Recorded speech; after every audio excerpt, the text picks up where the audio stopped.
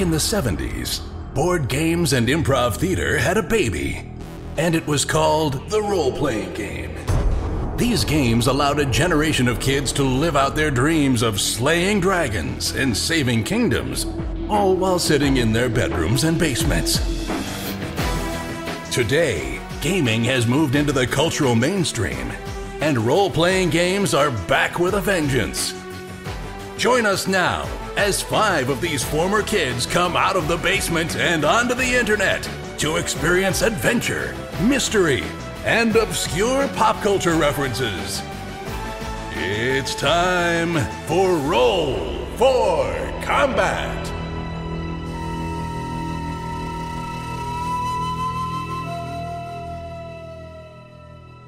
Hey everyone, welcome to Roll for Combat. I'm your GM and host, Stephen Glicker, and in this week's special episode, I sit down and talk with Paizo's Linda Zayas-Palmer. We talk all about her brand new position in Paizo. We talk about her long and interesting road to Paizo.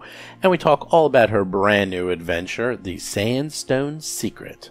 So Linda is one of my absolute favorite people at Paizo. Both Linda and Mark are a lot of fun, and Linda has a really interesting background. She came to Paizo through a fascinating series of events, which we will get into in the interview, and she also wrote one of my new favorite adventures, The Sandstone Secret, which is a quest adventure. I really like this idea of these quests.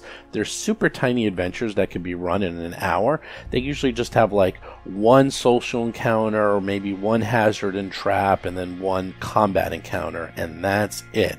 And this is going to actually be kind of a two-parter. The first part is I sit down and talk with Linda and interview her, and then the second part is that we're going to actually play The Sandstone Secret, and I'm going to release that in a week or so. I'm going to give you a little bit of a spoiler. We thought, oh, we're going to play this adventure. How hard could it be? How deadly could it be? There's only going to be one combat encounter. Well, let me tell you something. This was, perhaps, one of the craziest, most deadly, most complex adventures I've ever run in my entire life, and that is like 42 plus years of actually playing Pathfinder, D&D, and every other role-playing game under the sun. That's right, one little encounter would test my skills as a GM to its absolute limits. Not only that, Mark Stifer himself had to get involved. We had to use every ounce of brain power to figure out this one encounter. I tell you, this thing is epic beyond epic, but you're going to have to wait at least a week before that comes out. I have no idea how long we actually played for. It definitely was longer than an hour, but I'm going to have to edit that episode and then I'll put it up. I'm going to try to have it up by next week, but I am going to have it up, I promise you that, and this is crazy. But with that, let's get to this week's interview with Linda.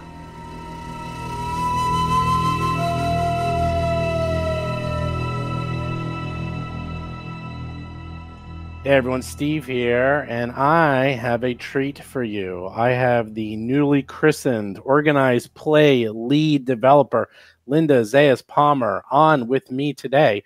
And we're going to talk all about society. Isn't that right? How are you doing, Linda? Doing well today. How are you doing, Stephen? I am doing great. We got a fair amount to cover because a lot is going on recently. There was a whole bunch of changes in the society team, and you have a brand new title, Organized Play Lead Developer. What is that? Yeah, so Organized Play Lead Developer basically means that, well, we have a Starfinder Society and Pathfinder Society and the Pathfinder Adventure Card Society. So I'm the one who really touches all 3 programs.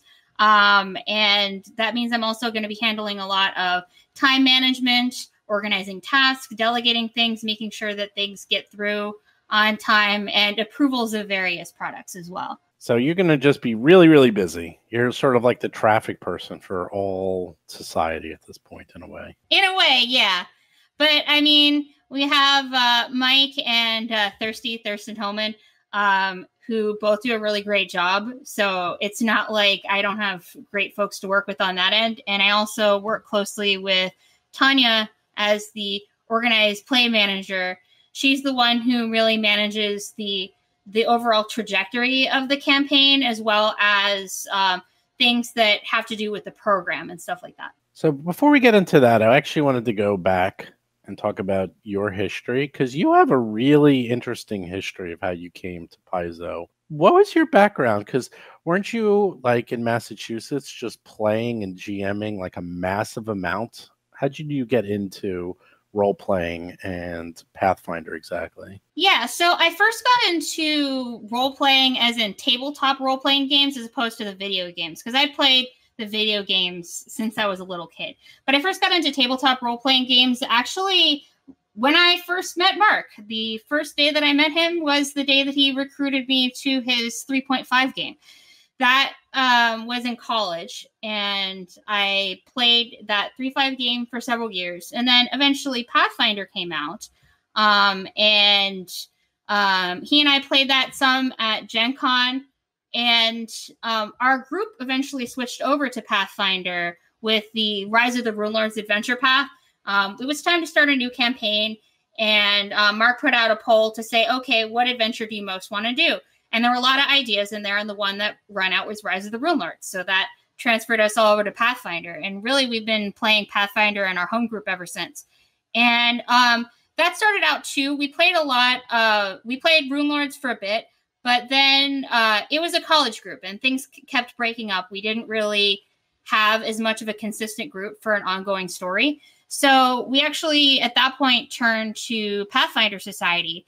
And Mark looked at a lot of these scenarios that had sort of the Shadow Lodge plot arc that was pretty prevalent in season 2 and stitched those together into a bit of a mini campaign. So we played those with our home group. And then also at the same time, at the time, venture captain Don Walker of Massachusetts was just getting play off the ground in the Boston area. And so he put out a call on the Paizo forums to say, hey, does anyone want to come play? We're just going to try to get a few people together to do a game at this local game store, Pandemonium. And that's where we started with more public organized play, in addition to like we play at Gen Con.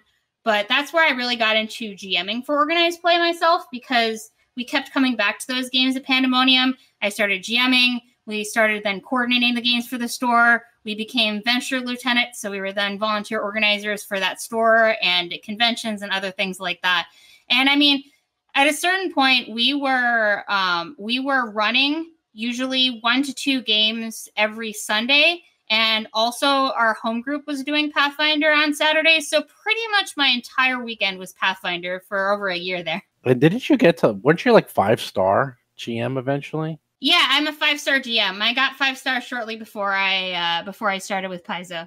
How many games did you run? Because I'm like 2-star, I think. I mean, I don't run that. I run Society at sort of the big events, but I'm mostly running just, obviously adventure paths and my own games. But that is a lot of games, especially back then. That's a lot. Yeah, I'm up to like 170 something now, since it's 150 and other requirements for the 5th star.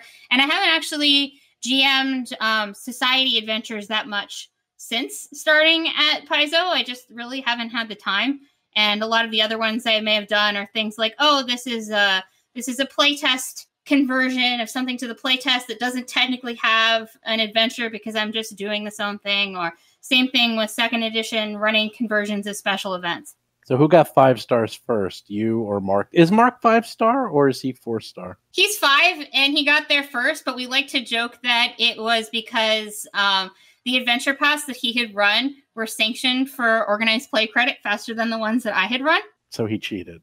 Basically. Yeah, okay. So how did you get involved with Paizo? What prompted you to start writing, get involved with Paizo, and end up where you are now? Yeah, so I really enjoyed playing, and I was at a time in my life, it was sort of a transitional time. I was thinking of getting into grad school and moving forward with various other aspects of my life. And I had kind of a lull where I had some things going on and I still wanted something to do though. So I started getting into freelance, and I wrote some things for Wayfinder magazine. I think it was issue 11. And then I started writing for some third parties, and I started writing for Paizo. And that was just something that I found that I really enjoyed, and I got positive feedback from that. And I was thinking, when this job came up, I did not think that there was any way that I was possibly going to get it. But Mark convinced me to apply anyway. And I did.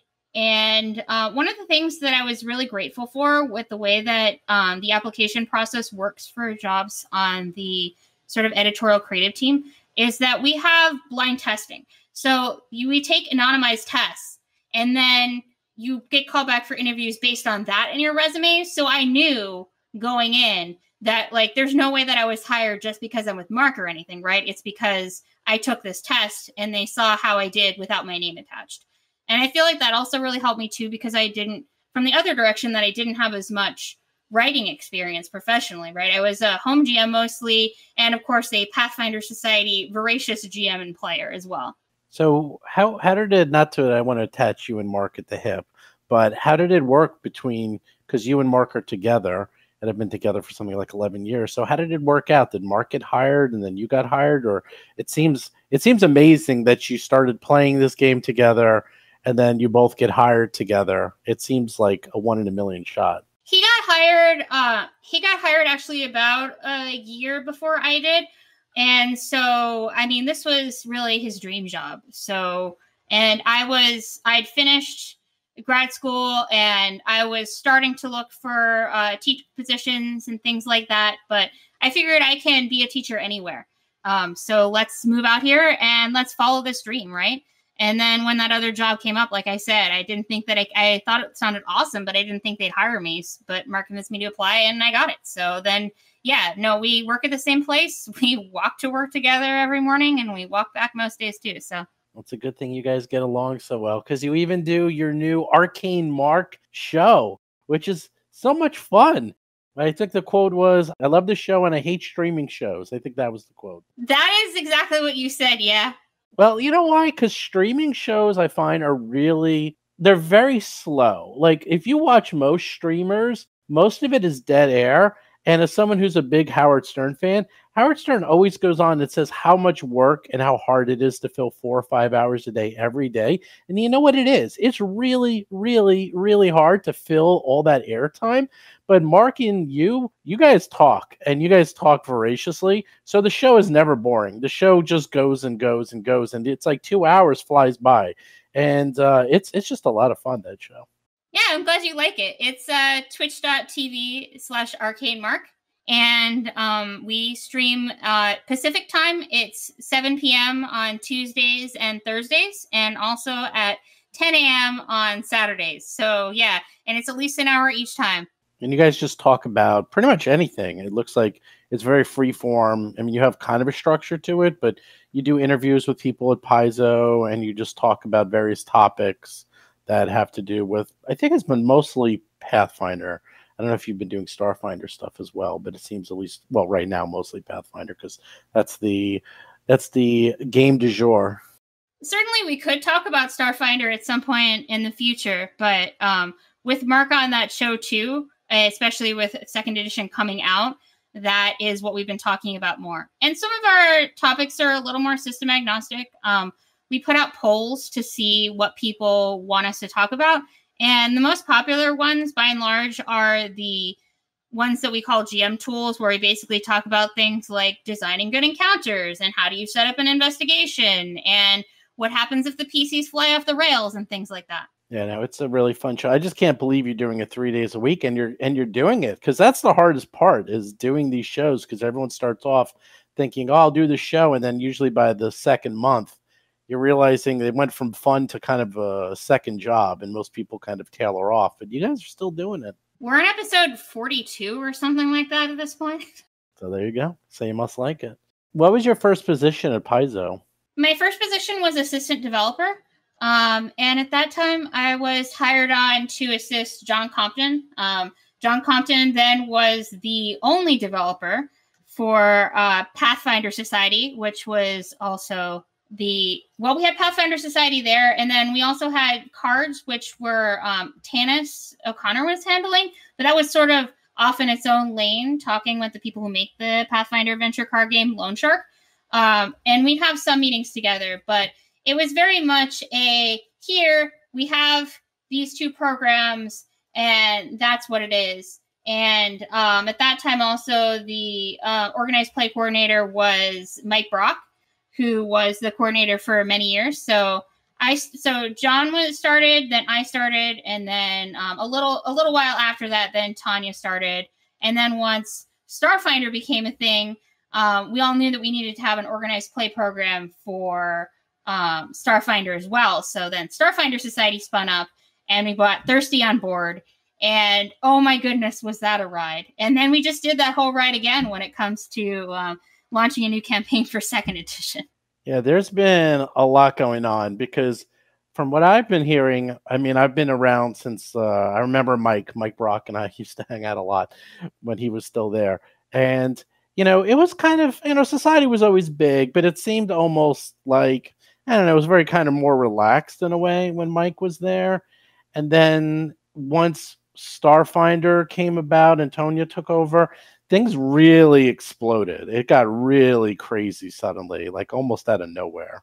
Yeah, well, we have a lot of ideas, and as the programs grow and you get more and more people, one of the things that I find really interesting to watch, and something that comes up in these meetings, is the how many different regional venture coordinators we have. So the people who are the top volunteers who manage entire regions, and how we keep having to add more and split things and shift things around because there's so many people that it just gets overwhelming for one person. So we have to say, okay, well now let's split this region in 2.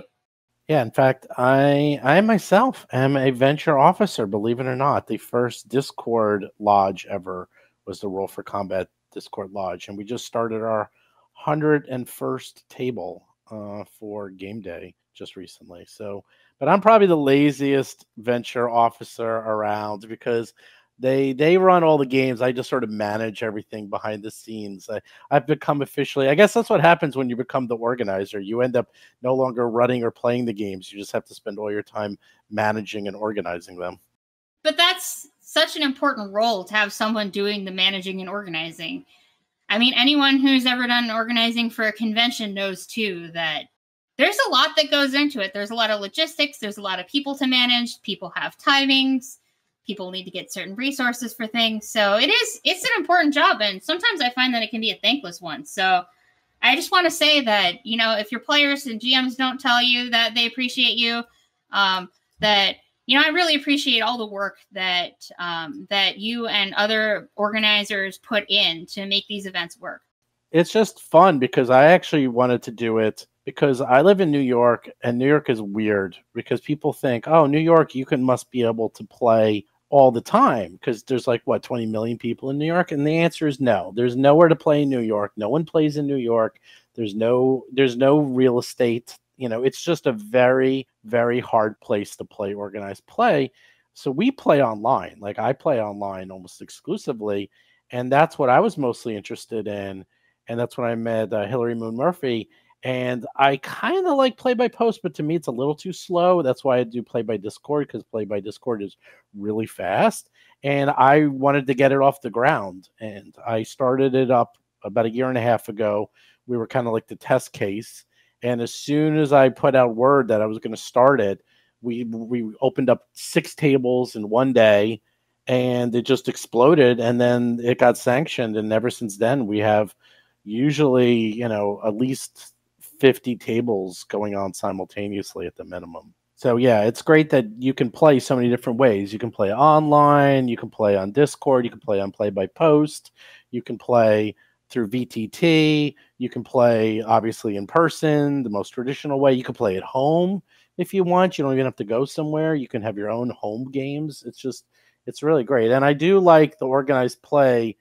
Not that we do it. It's one of the things we always say we wanted to do it more, although we never do, but we will try to do it more because it's fun being able to play with anyone, anywhere, at any time, and have all these new adventures. And I also like the way it's written now.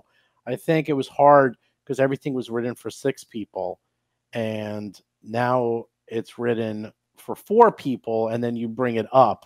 So I feel that it's actually a little bit better balanced now that you've designed it for 2nd edition. It's kind of some of the changes you've made to the balance. I think it's definitely going to help to have the scaling for different numbers of people, and the new challenge point system for 2nd edition as well is a lot more versatile than the average party level system. So it fixes the problem that, some people had with just using average party level, is that you could run into cases where you add a PC to a table and now the GM needs to run an easier adventure. Or conversely, you take a PC away from the table and then the adventure becomes harder. So with the more granular scaling, what we're really looking to do is make it so that it's easier to have a fair adventure for your players. Who came up with that math? Because I looked at that math and it's not too complex, but it's complex. Like there's a lot of variations because you take, the lowest and the medium and the highest level, and then you assign numeric values to it. And then you figure out based on that number is where you should run the adventure. And it could be anywhere. Like you can have 4 people, but you run it as equivalent of 6 players because you might have higher level players playing with you and so forth. So it's not just your average party level. It does a whole bunch of calculations, and it seems to really seems to work in a lot of different ways. That was 2 people who worked on that challenge point system. So it was John Compton, and I'm sure it wouldn't surprise you to hear that Mark was also heavily involved in that. Oh, really? I was surprised that Mark had to do something with math and balance systems, as that's all he ever talks to me about, since I'm like the only person who ever wants to listen to him drone on about math for hours at a time. I'm a math major, so I wouldn't say that you're the only one. Okay. You and me are the only ones who want to hear him drone on about math all the time. I actually power him from no direction. He and I talk about that. The math is the engine that makes these games run, even if no one ever wants to talk about it. But without the math, everything else is secondary. The role playing is nice and all, but everything really boils down to the math. Yeah, making sure that there is a fair challenge, that it's a system where you have a lot of options that you can pick for your characters, and all the characters can really feel different. But fundamentally, you're going to be facing something that feels exciting to overcome without being overwhelming or unfair. And, the math is really at the core of that. So do you get to use your math major in this position of yours in any way? Do you help out a little bit with some of these formulas in the background, some of the game design? So I use it more often when I'm doing freelance, because I do freelance as well for other lines. And I've done things for a variety of books in the some of the hardcover books in the role-playing game lines and player companions and things like that. But it also does inform some things too.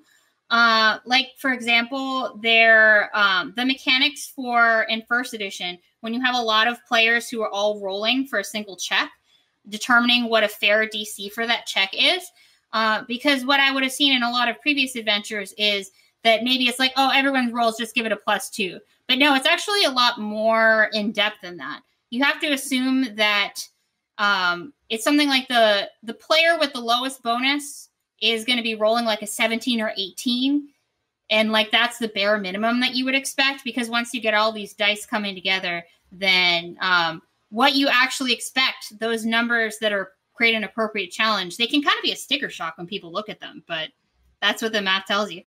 So what are you doing now as the organized play lead developer? We talked a little bit about in general, but one of the things that you're in charge of is quests. Can you explain what this quest line is? Yeah, so a standard Pathfinder or Starfinder Society scenario is designed to be played in 4 to 4.5 hours. It has somewhere between 3 and 5 encounters, generally, depending upon the level and the complexity of the encounters. So the idea behind that is that that's good for a game night.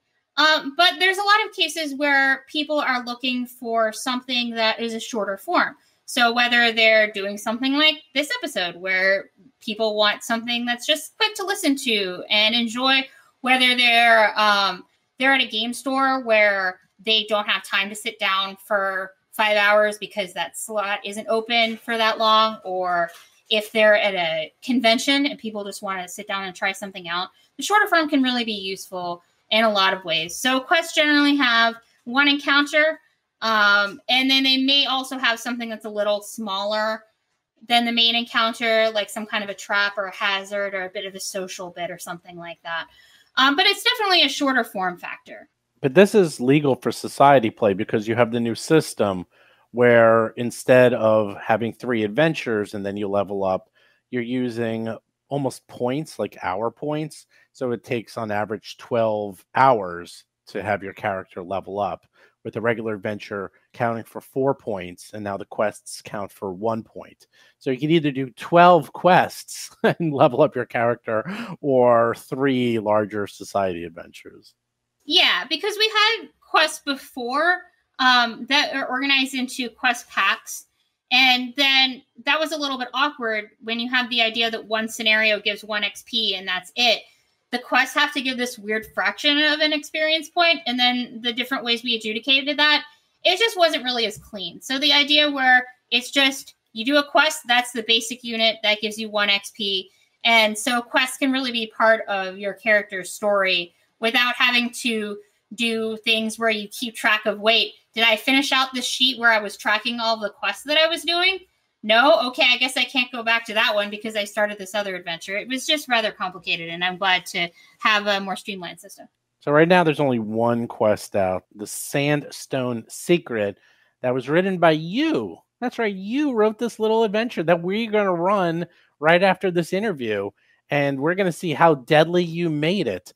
So you guys are all level 1, so I should be running level 4 and 5 encounters, correct? No, that's not how that works. No? To another point, there are no level 5 encounters. Unlike first edition Pathfinder Society, but like Starfinder Society, in second edition, Pathfinder Society has only 4 levels in each tier. So it's a 1 to 4 scenario.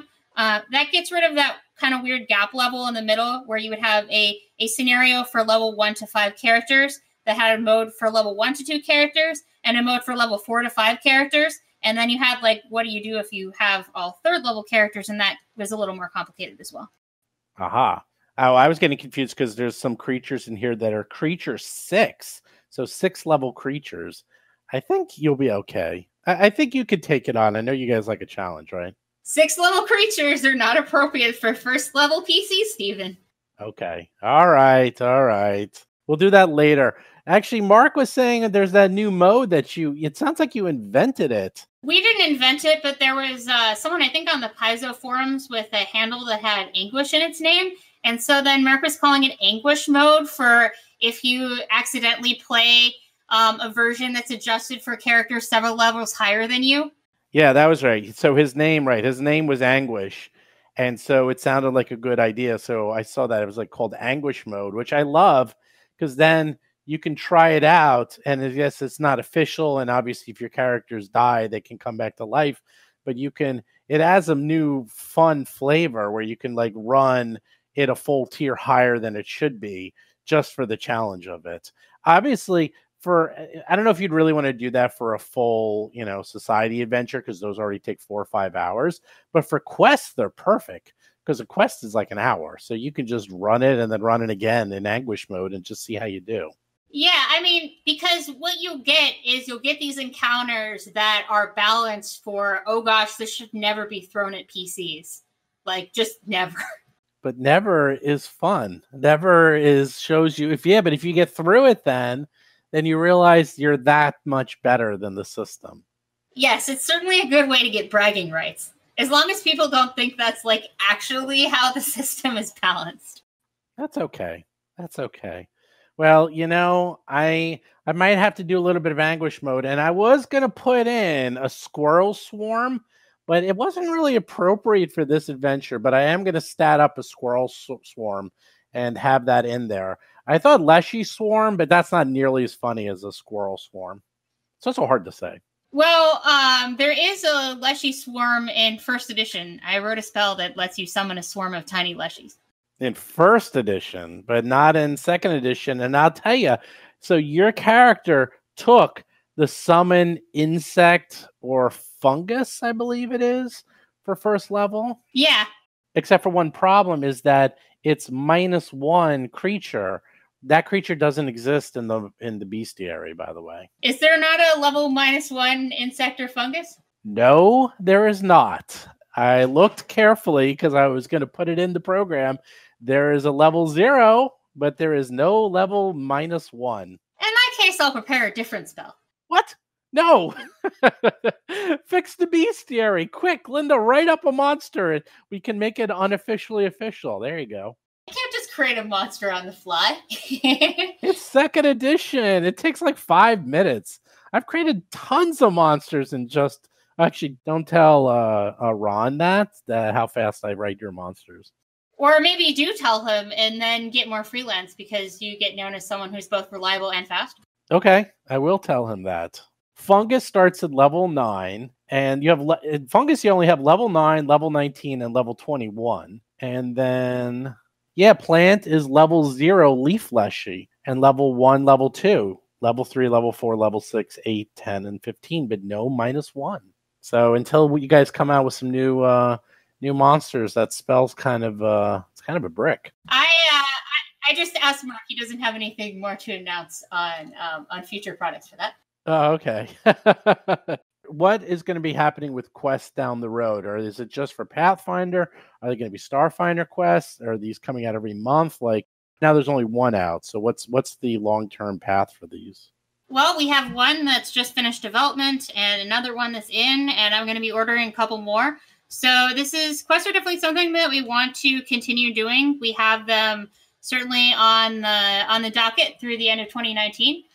We do not have our 2020 everything completely finalized yet, but it's certainly a very valuable resource, both for the short adventures from the perspective of giving people more things to play, and also from an author recruitment perspective, because it's a lot easier to give someone who's never written an adventure before something that is, 2,500 words to chew on and then to teach them through that process than to say, okay, let's throw you in the deep end. This is 10,000 words. And if this doesn't work out well, and the developer ends up having to rewrite a lot of stuff and it knocks the schedule out of whack and all that kind of thing. So quests are really the key way that we like to onboard authors. And are all the quests going to be kind of like yours? And yours is almost like randomized choose your own adventure so that you can go through it multiple times and not have the same encounters? Or is that just really for yours? That is for adventures that have the repeatable tag. So both quests and scenarios can have the repeatable tag. Repeatable adventures take longer to put together, and they can be a little more complicated to look at and run. So we're not looking to make everything repeatable, but certainly, particularly in this first year, having more repeatable options makes it easier for people to get more replay out of their adventures. And then the name repeatable also, as it implies, people can continue to play those adventures for credit for their characters. Yeah, I do like these repeatable quests. They are obviously more complex to run, but at least you get a lot more bang for your buck in that you can, play with them with different characters and always have something a little different and not always expect exactly what's going to happen. In fact, we're going to be running the adventure that you yourself wrote, but you won't even know what's going to happen because you don't know, because it could be one of 6 different items. Yeah, I don't know where we're gonna find things and what we're gonna fight and what's gonna be going on with NPCs in the adventure, that kind of thing. There you go. So it works for everybody, even the author herself. What are some of the favorite things you've ever developed for Paizo over the years? I saw you wrote some monsters. You said, like, what are some of your favorite monsters you've ever designed? Oh goodness, I've designed a lot of monsters. Favorite questions are hard. There's one, the Gravebound, that I like, which is an undead that is themed after the idea of being buried alive. And it has a shovel that's kind of stuck in its back. So the idea is that if you defeat it, then you also have a shovel that you can use to unbury your allies from their premature grave. And it also has a curse where it sort of saps away people's charisma. And if their charisma is reduced to 0, they don't die or anything, but they look dead unless you succeeded a heal check. So then people are likely to be buried alive and then wake up underground later on. See, that's great. Was that so hard? You're like, oh, I hate it. And then you had one ready to go, which is like a cool-ass monster. That wasn't so bad. Well, I've been asked this question before, but I have a lot of other ones I like the little, like Chuspeaky, a little fan-tailed flying chinchilla monster with air kineticist powers. What about your PCs? Because you must have had a million PCs when you were running a society play. Do you have any special ones that you fondly remember? And it's this new one you have for tonight, is this like a brand new PC, or is this kind of a reimagined first edition one into second edition? No, my PC is brand new. I figured I wanted to play a Leaf Order Druid because I wanted a Leshy companion. But thinking back on it, I don't think I've played an elf in Society yet. No, so this will be your first elf. And what's this thing with you guys and leashies? Well, you guys, everyone loves leashies. I don't know why. I mean, they're cute and all, but people just go gaga for these little things. So leshies are really cute, and I like them. And it's one of those things where, you know, when you start with something and then you make a commitment to it and it just keeps kind of snowballing. So I like leshies a lot. And I also like trolling John Compton, who likes to play the sort of the stern, no nonsense type role. So I started putting up more and more pictures of leshies around. I put them on our door. He kept going, oh gosh. So of course I needed to continue escalating. And then I started getting things like I have a crocheted sunflower leshy that I got as a present from a friend. I have a cactus leshy art that another friend drew me. I had a googly-eyed cactus named Cactus Leshy for a while. So it's one of those things where it's hard to tell where my natural liking of them as a cute creature that looks kind of funny and maybe might be misunderstood starts, where my having fun trolling my coworkers puts into that. And now I just love them. And it's interesting too how many other people at the company really appreciate them too. So you're basically saying everyone should send John Compton as many pictures of leshies as possible. If you want to do that, I hope he tells me, because that would be friggin' hilarious. Okay. Well, we are making your character art with the same artist that did the Fall of Plaguestone characters. So you're going to have your character art with that awesome looking leshy. And the leshy looks kind of badass if you saw that character sketch. It's not like a cute little leshy. It's kind of very demotic. It has little sickle arms and it looks kind of mean. Well, leshies don't have to all be cute too. I mean, especially look at the fungus leshy and things like that. But there's also kind of a cuteness that's associated with things that are creepy at the same time, and I find that highly appealing. That explains a lot now that I understand that about you. You learn new things every day. There you go. So what were some of your favorite society adventures that you ran? Because you obviously ran so many. Are there any of that were some of your old-time favorites? Well, the favorite society adventure that I've run, gosh, picking a single one. I mean, I have appreciated a lot of them. It can be more than one. I've had a lot of fun with the one I've run the most at this point is actually a modification of an existing one. So the out of retirement version of Eternal Obelisk that I've run, I think 7 times now. So that one's always been good fun. Well, I also really enjoyed running Immortal Conundrum, which is one of the earlier scenarios to have a really deep social aspect to it. So that's one I've run a fair bit too. And the idea that you have a scenario that has the social aspect as the primary focus, and then the combat happens afterwards and is kind of secondary. I mean, certainly we have a lot more of those now, but at the time that really was revolutionary to me. And so that one sticks out in my mind. I find that I get more specifically attached to scenarios that I've written or things that I've worked on as a developer than I did as a GM, in part because most scenarios I only GM'd once because we were running for the same group and I was always looking to have more variety to it. Do you get to actually GM the scenarios that you write? Is that something you get to often do? I've gotten to GM one of them, Reaping What We Sow, several times, and that one has certainly been a delight. What are you actually playing on your own? Are you in like a game currently? Like between you and Mark, do you play with some of the Paizo guys? I know they're in a lot of games. You play with a separate group. What do you guys actually do on your spare time when you're not, I don't know, doing this or doing your Twitch streaming or, working? So Mark's running a game of War for the Crown in 2nd edition. We are well into book 5 at this point, actually. So that's been running along swimmingly. We started it in the playtest and then converted beyond the 1.6 update to the playtest, we kept updating and updating and updating every time the design team had something new. So we were updating every single week after that. But there is some good playtest data that came out of that. And now it's a lot of fun just to be running it in 2nd edition with finalized rules. And it's going really smoothly. Other than that, we're playing in Ron Landine is writing a game of another RPG, The Strange, that we play sometimes. I play the Pathfinder Adventure card game at work as well, pretty much every week. And Mark's joined that game now too. So usually he's there when I'm gaming, honestly. It just seems that way. Yeah, I actually also ran The Strange. That was it's a pretty good system. The world building is awesome in that game. The idea that you have these alternate universes that are created from fictional worlds and that's actually a thing that's there, it's so delightfully meta.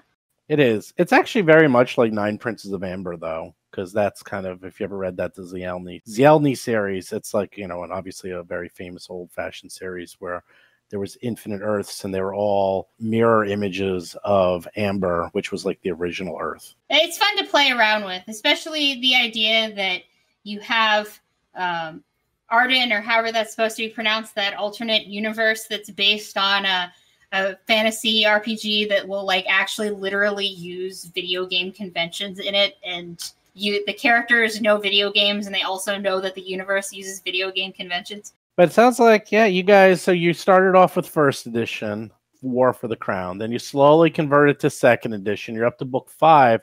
So for book 6, I think you should convert it over to Starfinder. We've converted enough already. No, I'm happy just to play in 2nd edition. We did play a converted version of Rise of the Runelord. It's called Raisa of the Starlords in playtesting Starfinder.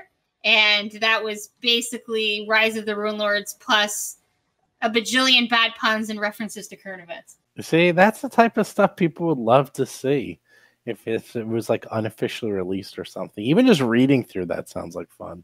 Well, we had, instead of Turtleback Fairy, we had a giant turtle that was like flying through space. Instead of Magnamar, there was the Lava Planet Magmar 5. No, it sounds like a lot of fun. So what is in the future for Pathfinder Society? I've went through a lot of the changes in a previous interview with Tonya that I don't really want to go through right now with you. So you can listen to that interview if you want to listen to all the changes coming up with Pathfinder Society since 2nd edition came out. But are there any big things you can tell us going on with, say, the storyline, or obviously we have all these new factions, or just in general what we should be looking out for in the near future? Well, this season, Year of the Open Road really is looking to focus on bringing the Pathfinder Society back to its roots, because we found that in past seasons, it was kind of a joke with the interactive specials. When we sat down to plan what would become 900 Assault on Absalom, we said to ourselves, we went back in time and then we went to outer space in the last 2. Where the heck do we go from here? There's just this sense of escalating mission creep, and it just has to get bigger and bigger and bigger. And as it gets bigger and bigger and bigger, it also starts to pull away from, okay, but why is the Pathfinder Society even doing this anymore, right? We started off with the idea that we have this league of archaeologists and explorers. And so we wanted to bring it back to that, both so that we would keep the theming consistent and also to make it easier for people who are joining in to not have to learn all of this deep, complex interactions and things like that. And another thing that we realized with that is, well, we went back in time and we went to outer space and we went to the planes and we did all this other kind of stuff, but we didn't actually really explore the history of the Pathfinder Society, which it seems like maybe we might have done in 11 years, but we didn't. So that's one of the things that we're looking at here, too, is a season that goes back and reveals new truths about the history of the Pathfinder Society that allows people to explore new locations, some of which have never appeared in any Paizo product, and that gives people a chance to really help to shape the new direction of things. And with the factions, What we're really looking for now is factions that are based on why people are Pathfinders. What is it that motivates them?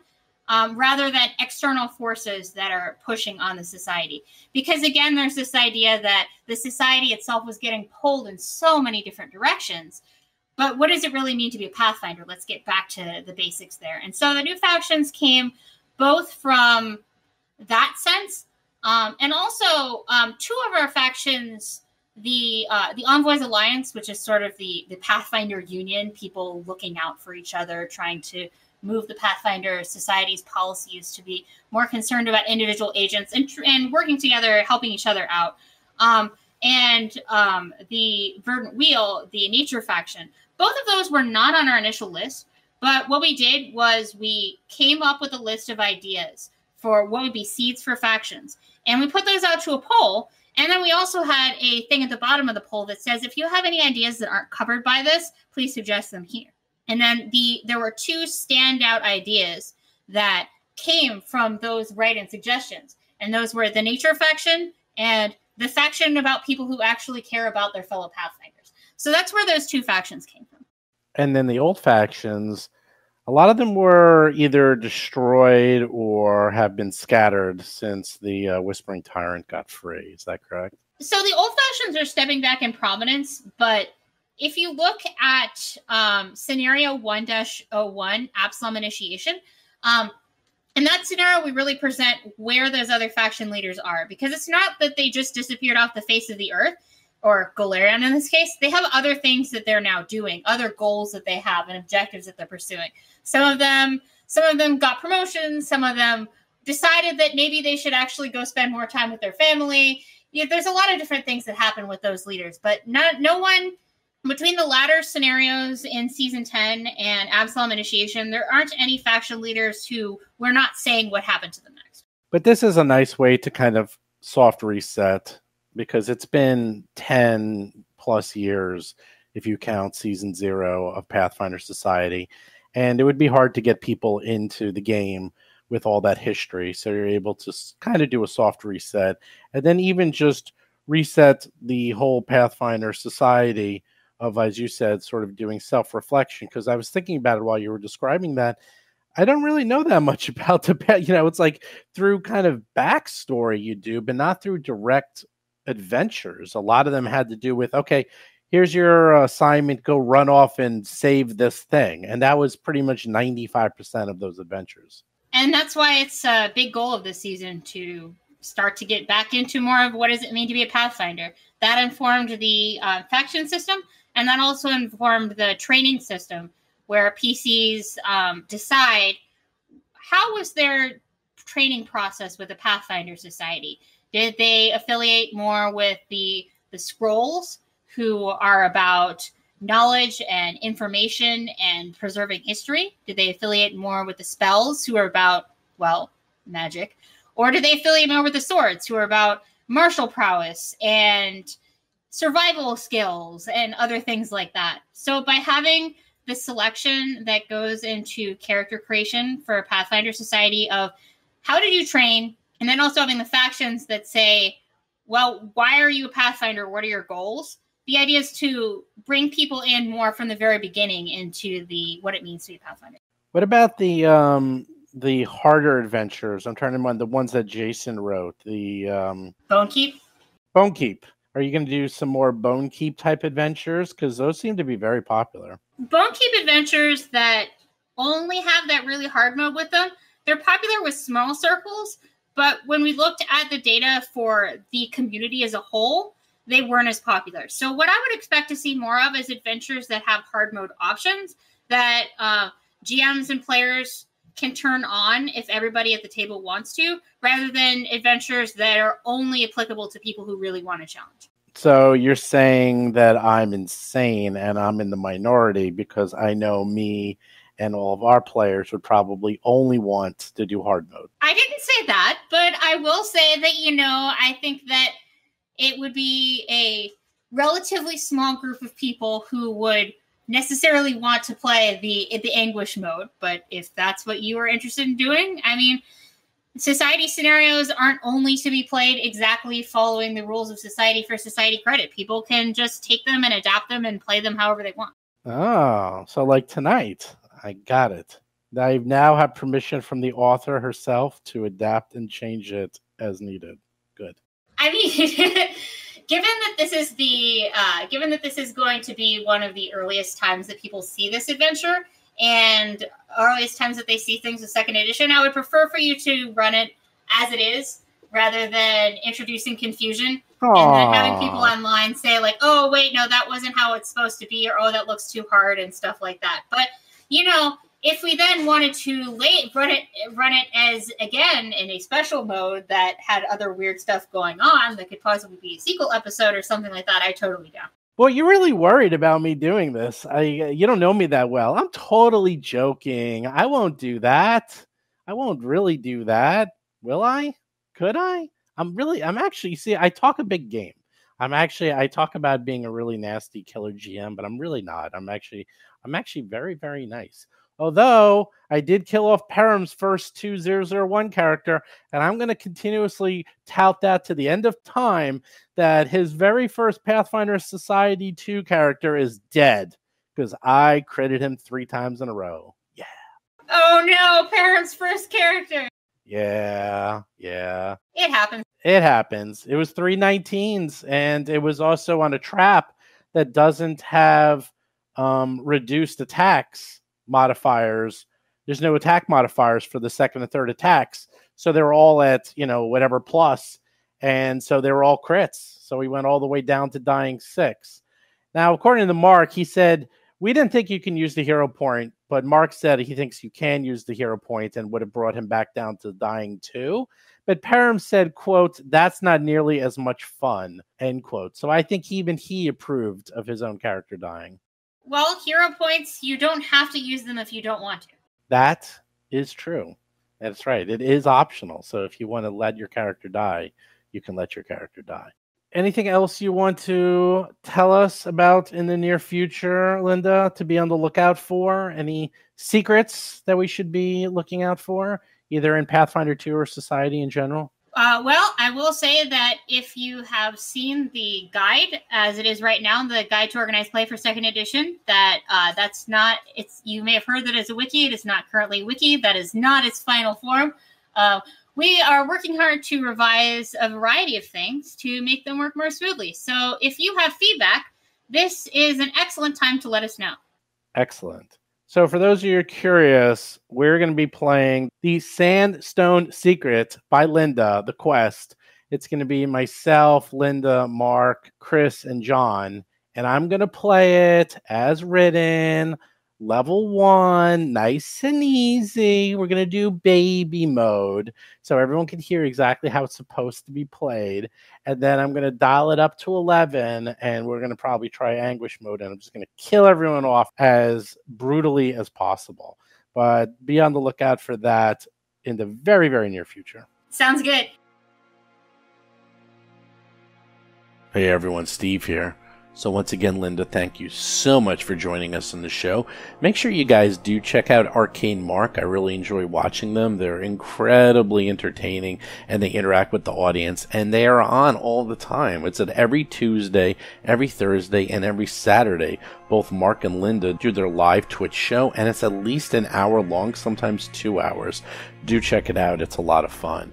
And also, don't forget, do check out part 2, which was going to come out in a week or so, of the Sandstone Secret, the most complex 1 hour of role-playing I ever experienced in my entire life. You are going to hear this thing, and wow, it is crazy. Hopefully it's fun to listen to. It was really fun to play. It also tests the limits of what Pathfinder 2nd Edition can do. I think you guys are going to be really surprised when you listen to this episode, but look for that soon. And also, those of you who are new to the show, do check out our actual play of The Fall of Plaguestone. We're up to episode 6. That's going along swimmingly.